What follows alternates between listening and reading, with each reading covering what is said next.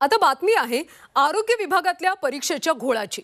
राज्यात सुरू असलेल्या MBBSच्या परीक्षांचा सध्या खेळ खंडोबा झालाय। गेल्या सोमवारपासून सुरू झालेल्या परीक्षांमध्ये 4ही पेपर फुटलेत। त्यामुळे पेपर बदलण्याची नामुष्की आरोग्य विद्यापीठावर आली, तर काही ठिकाणी पुनर्परीक्षा घेण्याची वेळ आली। फार्माकोलॉजी आणि पॅथॉलॉजी या दोन्ही प्रश्नपत्रिकांच्या दोन्ही भागांमध्ये अपप्रकार घडल्याने परीक्षा वेळेवर सुरू न होता अर्धा ते पाऊण तास उशिरा सुरू होतात। त्यामुळे विद्यार्थ्यांना प्रचंड मनस्ताप होतो। या घडलेल्या घटनांच्या बाबतीमध्ये म्हसरूळ पोलीस ठाण्याच्या आणि गुन्हे शाखेमध्ये आरोग्य विद्यापीठाने तक्रार दाखल केली।